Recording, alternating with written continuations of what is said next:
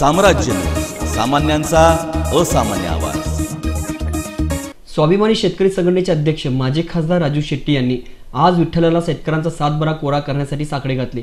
महाविकास आघाडीने सत्तेवर येण्यापूर्वी शेतकऱ्यांचा सातबारा कोरा करतो असे आश्वासन दिले होते। त्या आश्वासनाची आठवण करून देण्यासाठी तसेच त्यांना सद्बुद्धी मिळावी यासाठी पंढरपूरमध्ये आज माजी खासदार राजू शेट्टी यांनी आपल्या कार्यकर्त्यासह विठ्ठलाचे दर्शन घेऊन शेतकरी पूर्ण कर्जमुक्त व्हावा असे विठ्ठलाकडे साकडे घातले। मागील 2 वेळा विठ्ठलाला साकडे त्यांनी घातले होते आणि त्यांच्या त्या मागण्या तत्कालीन सरकारने पूर्ण केल्या होत्या।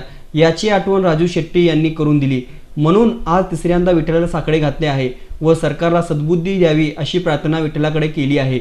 सरकारला जर का सद्बुद्धी झाली नाही तर शेतकरी सरकारला त्याची जागा दाखवल्याशिवाय गप्प बसणार नाही असा इशाराही त्यांनी यावेळी दिला।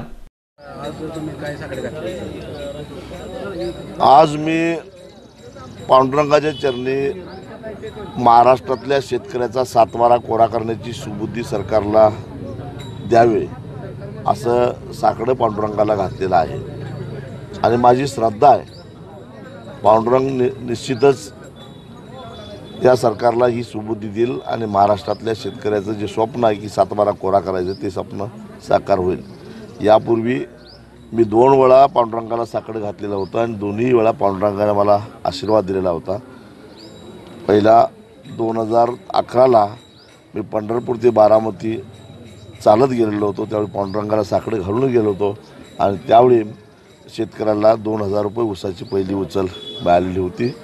दुसऱ्यांदा 2 वर्षापूर्वी महाराष्ट्रातल्या दूध उत्पादक शेतकऱ्यांना दुधाचा भाव वाढून मिळावा म्हणून पांडुरंगाला दुधाचा अभिषेक घालून मी आंदोलनाला सुरुवात केली होती आणि त्यावेळी 5 रुपये दुधाचे भाव वाढून मिळाले होते आणि मला खात्री आहे की तिसऱ्यांदा पांडुरंग मला आणि महाराष्ट्रातल्या शेतकऱ्यांना निराश करणार नाही। निश्चितच पांडुरंग पावणार आणि सातबारा कोरा करण्याची सुबुद्धी सरकारला होईल। जर नाही झाली तर मग मात्र महाराष्ट्रातला शेतकरी निश्चितच सरकारला तापदायक ठरल्याशिवाय राहणार नाही।